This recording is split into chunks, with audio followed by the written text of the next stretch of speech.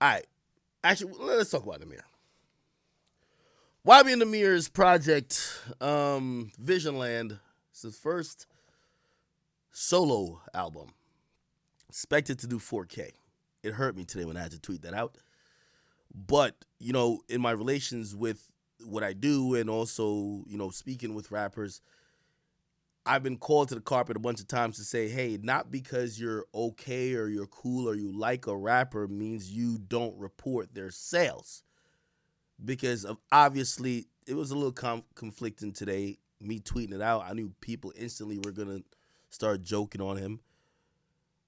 But I tweet out everything. Should I shield artists? I would say no if I don't pick favorites. Which means if one of my favorites flops, I'm going to let y'all know what it is too. I don't think Namir should be shocked by these sales. 4K, I'm going to give you an interesting stat. YBN Namir's Visionland in its first week sold less than DDG's album Die for Respect in the second week. DDG's on pace to do 5K this week. He did 12K last week. Unfortunately for Namir, the time has come and the time has passed. And by the way, I do think Namir is getting a lot of unnecessary quote-unquote hate.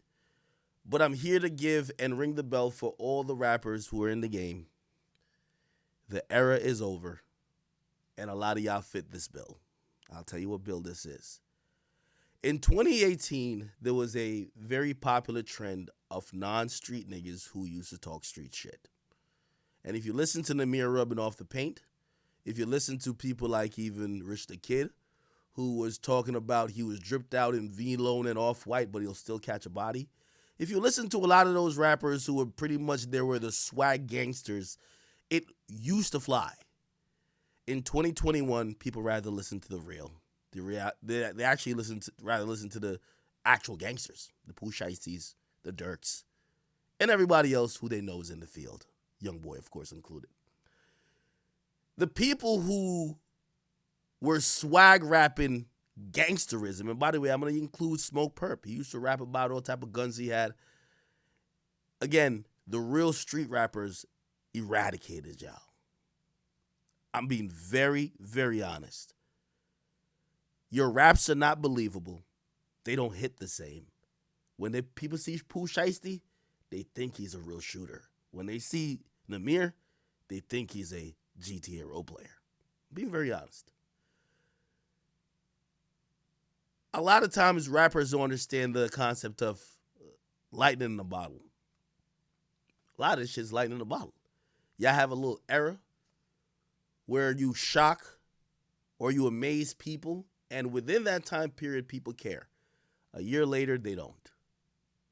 A lot of rappers take time off because they think they have the luxury of coming back to the same climate. They don't. YBN Namir, and I won't even comment yet on the album. I'm commenting on the climate that's just not conducive to him. YBN Namir has been out since, I believe, 2017.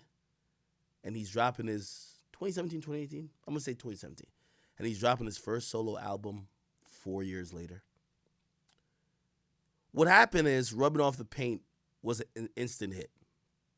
Signed to Atlantic, of course, there was fucked up deals in between all that situation.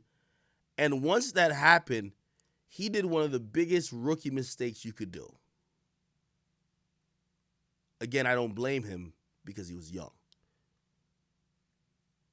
And even when I discuss these artists, I'm not blaming them because you've never been in that situation. You look for people to guide you. And sometimes the people around you, which, trust me, is the case with Namir, some of them were just taking advantage of him. Namir went on tour. He went overseas.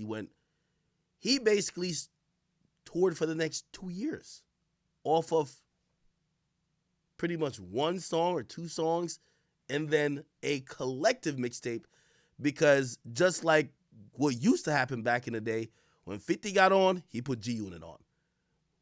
Namir got on, he tried to put YBN on.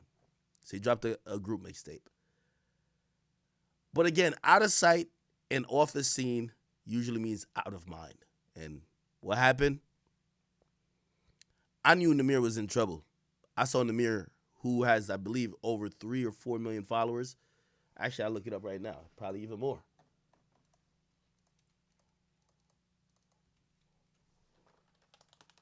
And by the way, I say all this because I really like Namir. He has 3.8 million followers. Namir was on Instagram Live one day with 250 people watching. People aren't interested anymore. Grand opening, grand closing. Shit's over. We're gonna see a lot of these artists, and I wasn't necessarily talking about Namir, but he fits the bill. Remember I told you there's a bunch of artists that were popping in 2017, 2018. They didn't disappear. They're just fucking shook to drop an album. The album is a stamp. You're over. Namir had a song that popped. Appa Stoppa, kind of moving. You're going to see a lot of artists from 2018 become singles artists, and I recommend them to be that because they don't have a fan base anymore. A label is willing to spend enough to make sure they recoup, but most of these dudes, they're done. Nobody cares about your music anymore. This is not 2018. 2018, 3 years ago, is a long time ago. Lil Pump shouldn't be dropping an album. Smoke Perp shouldn't be dropping an album. A lot of these dudes shouldn't be dropping an album. And some of them are in denial. When they do drop an album, they'll see what it is. But when you drop an album, numbers come with it. And when people see you're doing 2K, 3K, 4K, it's over. Unfortunately for Namir, while I think he sacrificed a lot of his career to put YBN on, YBN Almighty J, I think he's cool and, he does his thing. I think he hops in and out of music. But even YBN Cordae, he shed the YBN title.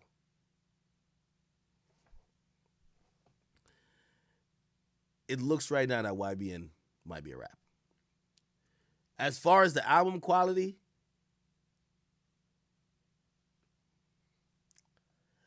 I'll just say this, and maybe I'm being nice.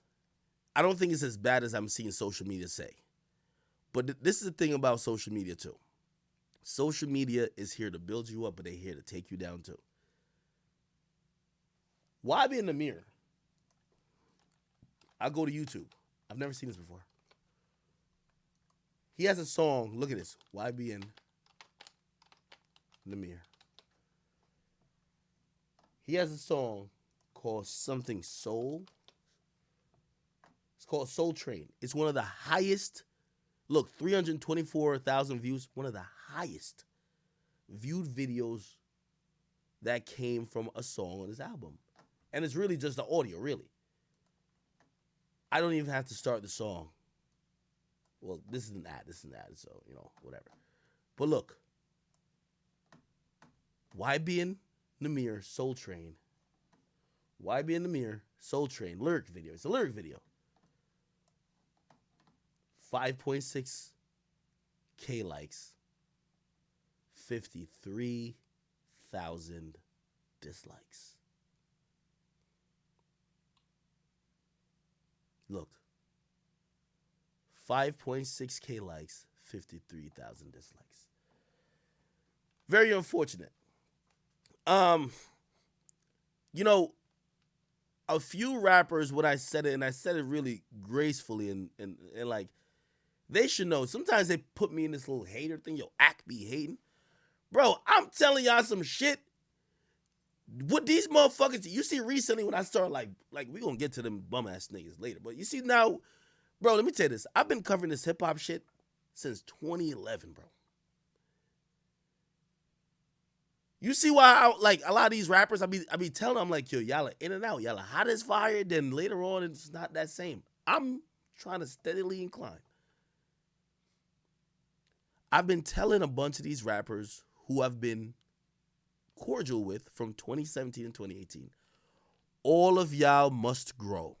If you don't grow, you will die. And some of them say, yo, Ak, you hating? Yo, word, you don't fuck with me no more? It's not that, my brother. Lil Pump, nobody wants to hear that shit no more. You want me to turn the mic up? I'll turn the mic up.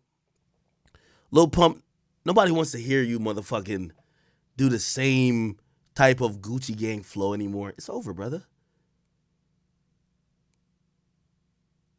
6ix9ine, people want to get some substance from you. The gang shit, whatever, it just seems kind of superficial now. Who else? Just name me rappers.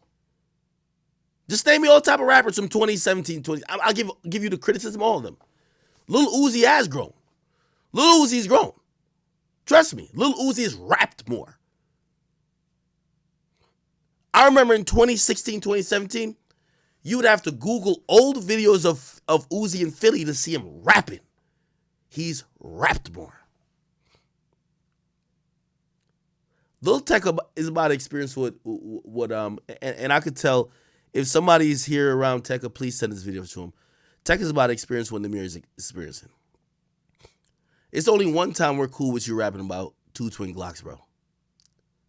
This last album was a letdown. The next album, you're gonna look really crazy.